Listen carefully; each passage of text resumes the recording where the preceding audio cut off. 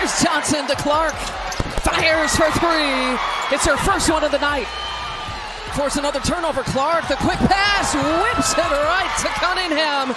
I mean, look at, she had to thread that needle right in front of Gabby Williams. Inside a minute left to play here in the first half. Mitchell driving, will toss it up, count it. My God, bro. Oh my God, is all I can say about this game, man. It's like a minute and some change left in this game. About to get it pulled up for you guys right now. Caitlin Clark just turned the ball over. The crowd gotta be getting to Caitlin. But what's more importantly is these damn WNBA referees doing what they do. Altering the damn game. I mean, flopping is all over the place. Caitlin Clark just made WNBA history. But somehow, the Indiana Fever still walked out of San Francisco with the worst feeling in basketball. Wow. To say that was a tough watch, that would be an understatement. We got nothing we asked for, and we got everything we didn't want. The offense looked atrocious. The chicken with the head cut off offense looks bad. Stephanie White had Caitlin Clark off ball more tonight than anything we've seen so far this season. Not only off ball, but Caitlin Clark was left on an island all by herself all night long. Because this was supposed to be the night Indiana proved something. This was supposed to be the night they walked into Golden State, beat the Valkyries again, and showed the rest of the WNBA that their offense was not just exciting. It was serious. Instead, the Fever lost 90-88.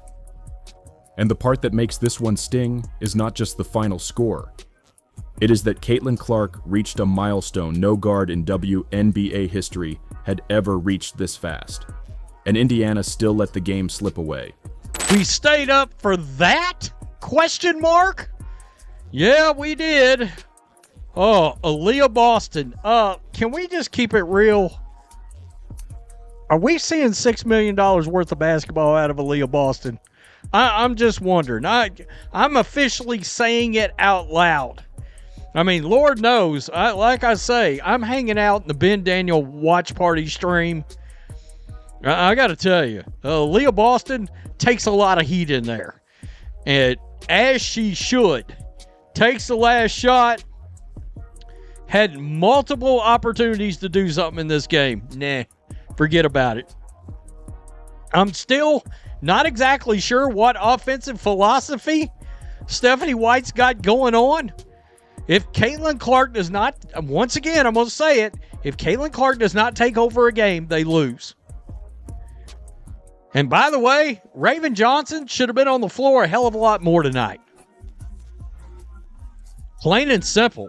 I mean, Raven Johnson should have been on the floor more tonight than she was.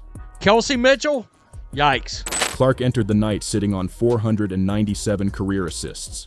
She only needed 3 more to hit 500. And when it happened exactly how you would expect. Not with a quiet pass, not with a basic swing pass, but with Clark seeing the floor 2 steps ahead of everybody else, hitting teammates in rhythm and turning a regular possession into a moment. By the second quarter, she had reached 500 assists in just her 59th WNBA game. History tonight. We gonna talk about it, man, in an iconic fashion. She ended up making her 500 assists to Sophie Cunningham, but the referees is still in the show. Just ultimately still in the show. Whatever it was today is shit on Caitlin Clark Day. I don't know. That's what I'm feeling like. But overall, team stats is horrible. Shout out to Raven Johnson. She showed up. Kelsey Mitchell, don't never pass the damn ball. I mean, they was beating her ball out of the damn arena. Every time she got the ball, they just knew she was finna shoot the ball. Like, why? They know you finna shoot it. Pass the damn ball, Kelsey. I mean, my goodness. 24 fouls called on the fucking Fever tonight. Excuse my language, bro. 19 calls, well, now 20 on Golden State. I'm furious right now, bro, because that's how bad this game has been. Stephanie White put Caitlin on the ball. Stephanie White put Caitlin off the ball. Like, damn, Stephanie, make up your mind. Did Caitlin Clark set majority of the damn third quarter? This was just buffoonery. Just buffoonery, bro. That is not normal. Sue Bird, one of the greatest point guards ever, previously held the mark at 82 games. Clark did it 23 games faster. That is why this game should have been remembered as a Caitlin Clark celebration. But Golden State had other ideas, and that is where the story turns. Because the Valkyries did not treat this like Clark's record night. They treated it like revenge. Just days earlier, Indiana had beaten Golden State 90-82. Clark had 22 points and 9 assists in that game. Aaliyah Boston was dominant. The Fever controlled the second half, and for the first time, Indiana looked like they had finally solved this matchup. What a game. The Indiana Fever have finally beaten the Golden State Valkyries, and this game, you could cut the tension with a knife. It was chippy. It almost felt kind of like a powder keg that could explode at any moment. There were a lot of fouls, and each team was given 2 techs. That is 4 techs for the entire game, including one that Caitlin had no idea about. Actually, Stephanie White also had no idea about, and they talked about it in the post-game presser. Happened in that chippy moment with Solana at halftime that led to the double text. I was just trying. Oh, did I get a technical? You did. Oh, no way. That just makes sense for the rest of the night, so I'm not surprised. Wow. Wow, I could have got ejected. I should have been a little safer in the second half. Okay, well, guess I have some fines coming my way. And probably right. Wow, you're paying a lot. Well. But in San Francisco, Golden State flipped the script. They did not panic when Indiana made runs. They did not get pulled into a track meet. They did what good defensive teams do. They made the game uncomfortable. Before tip-off, this matchup already had a simple identity. Indiana came in as the highest scoring offense in the league, putting up nearly 94 points a game. Golden State came in as the team allowing the fewest points in the league. So this was not just Fever versus Valkyries, this was pace versus pressure. Clark's passing versus Golden State's discipline. Indiana's firepower versus the one team built to drag them into a fight. And by the end, Golden State won that fight. The Fever actually had chances. That is what makes this loss frustrating. My goodness, dog. They had 37 total rebounds so far, Golden State Valkyries. Bro, just they had 29 defensive rebounds again, bro. They still giving up a lot of defensive rebounds. I don't care that they had 27. Why are we giving up 29? Why are we giving up 29? And for the life of me, why do the referees hate Aaliyah Boston so much? Because I don't know, guys. Look at this. Look at these plays right here. Let me get this pulled up because this game is finna be over, bro. This game is finna be over, bro. I'm hella mad. I'm hella mad. Look at this. Look at how the hell can we win when they look at this flop? You ain't even get hit. She ain't even get hit in the head, dog. She ain't even get hit in the head. Y'all see this? Bro, this has been all day. This has been all day, bro.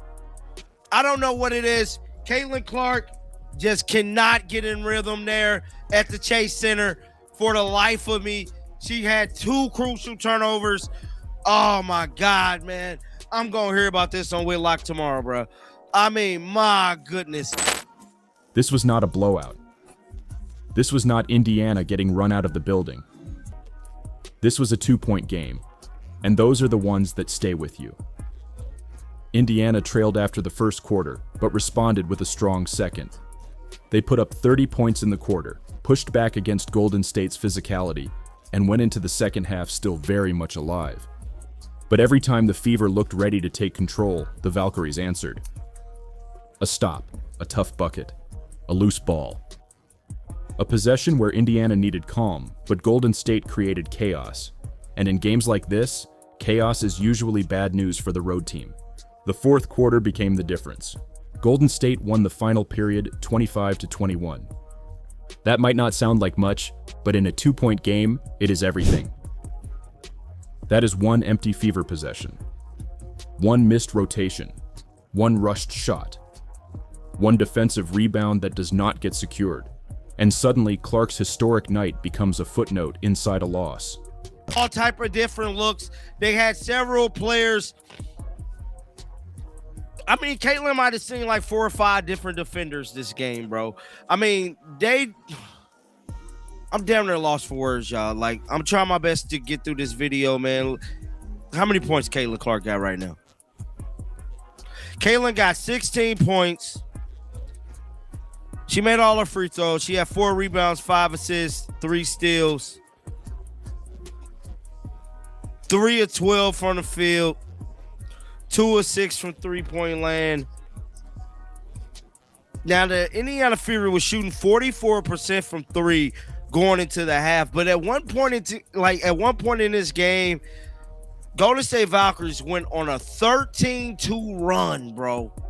13-2 run. So the Indiana Fever dropped all the way down to 32% from 3. 32%. They was at 44% going into the half, dog. That is the brutal part. Because Caitlin Clark did her job as a playmaker. She made history. She kept the ball moving. She gave Indiana enough creation to be right there at the end. But the Fever still could not finish the job. And this is where Indiana has to ask the harder question. Are they just exciting, or are they ready to be ruthless? Because exciting teams can score 90. Ruthless teams close the game. Exciting teams create highlights. 44%. And these damn referees, my goodness, man. I mean, no, the commentators, this has been a horrible game. Just a horrible game. They shot 29 of 70 from the damn field. Just, my goodness, bro. My goodness. They had 11 blocks. A majority of them blocks was on Kelsey Mitchell, bro. Caitlin Clark looked pissed. Just pissed this game. I can't blame CC, man. So right now, they're doing a timeout, a booth review or something. I don't know, bro. Ruthless teams get the stop when the arena is loud and the other team smells blood. The Fever have the talent. Nobody is questioning that. Clark changes the geometry of the floor every time she crosses half court. Defenses stretch out further than they want to. Passing lanes open that do not exist for other players. Teammates get cleaner looks because everyone in the building is staring at number 22. But Golden State showed the blueprint again. Make Indiana work. Make Clark see bodies. Make every pass, every catch, every entry, every screen feel just a little more difficult. And if you keep it close late, force the Fever to win the ugly possessions. That is where Indiana still has to grow. Because this was not just about one game in May. This was about what happens when the Fever run into a team that does not care about the hype. Golden State did not care that Clark was making history. They did not care that the Fever had beaten them days earlier. They did not care that Indiana had the more explosive offense. They turned it into a possession-by-possession test, and Indiana came up 2 points short. But here is why this loss will get attention. Caitlin Clark's records are becoming so normal that people almost forget how insane they are. Fastest to 1,000 points. Fastest to 500 assists. Already changing how teams defend. Already carrying the attention of the league every time she plays. And now she is doing things faster than legends.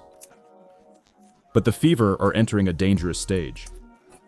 Because when your superstar is making history, the expectations change. Close losses are no longer cute. Moral victories are gone. When Clark delivers a record night, Indiana cannot afford to waste it. That is why this game matters.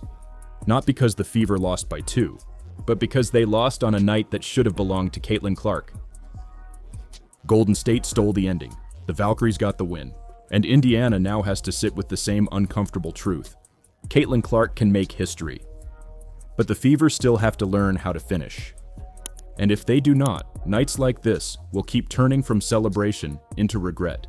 If you're still watching, drop History Wasted in the comments.